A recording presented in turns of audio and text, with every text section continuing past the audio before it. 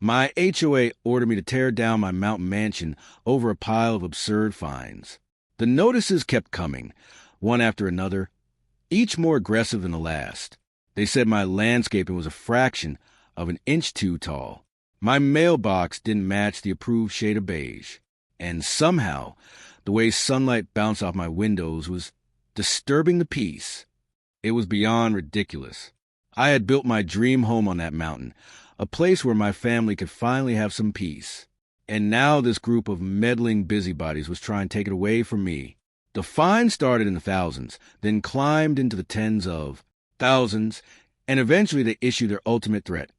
A legal notice stating that if I didn't pay the outrageous amount and fix every so-called violation, they would pursue a court order to have my house removed, demolished, completely erased. I tried to reason with them. I attended their HOA meetings, held in a cramped, stuffy room at the community center. The board president, a man named Mr. Harrington, who always wore a tie pulled just a bit too tight, would stare down at me with pure condescension. He'd repeat the same line: "Rules are rules, and we must protect the aesthetic integrity of the community." Aesthetic integrity. We were surrounded by miles of untouched mountain wilderness.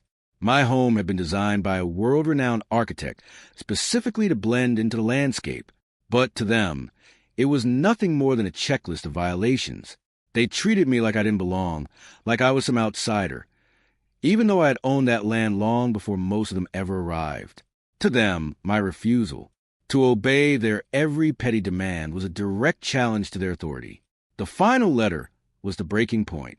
It read like an eviction notice for a home I fully owned.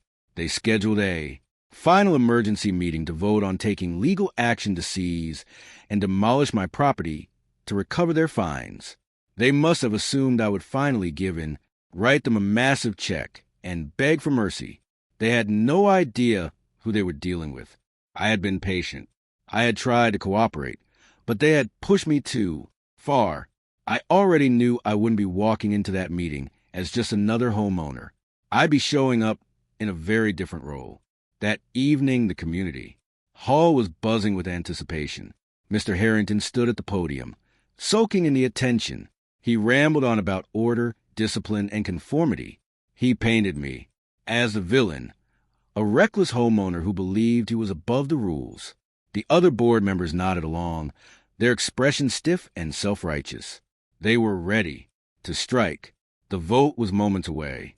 Just as Harrington called for a motion, the doors at the back of the room suddenly swung open. It wasn't me who entered first. It was two state troopers, standing tall in full uniform. The entire room went silent. You could have heard a pin drop. The smug expressions on the board members' faces faded instantly into confusion.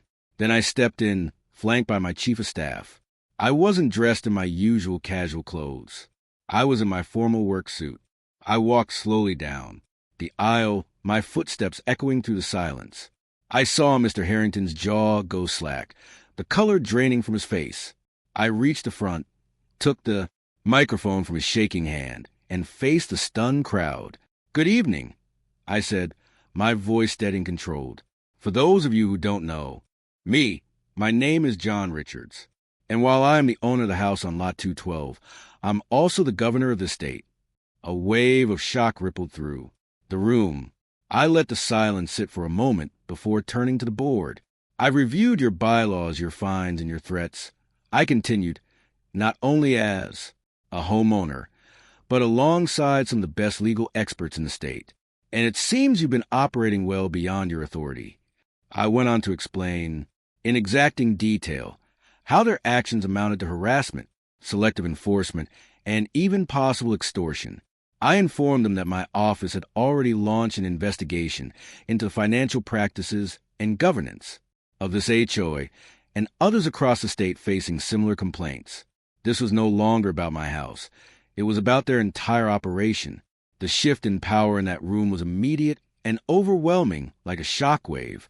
Mr. Harrington tried to speak, but all that came out was a faint squeak. I wasn't done yet. "These fines are invalid. The threats end now. And as for the motion to remove my home, I trust that is being withdrawn." I looked directly at Harrington. He nodded quickly, unable to meet my eyes. The other board members looked like they wanted to disappear into the floor. I turned back to the residents. An HOA is meant to serve the community, not intimidate it. We will be introducing changes to state law to ensure this kind of abuse never happens again. The same room that had been ready to vote me out of my own home suddenly erupted into applause. People I had never even spoken to were cheering. It turned out many of them had also suffered under the board's control, but had been too afraid to speak up. They didn't see me as a governor flexing authority, but as someone who finally stood up to the bullies. The aftermath was immediate. Within a week, the entire HOA board resigned. An interim board was formed, and the community began rewriting its rules to be fair and reasonable. My office followed through with a statewide review, which led to new laws protecting homeowners from abusive HOA practices. My family and I still live peacefully in our mountain home. And as for the landscaping, it's exactly the way we want it. Sometimes you have to remind people who they're dealing with, not to misuse power, but to defend your home and stand up for what's right.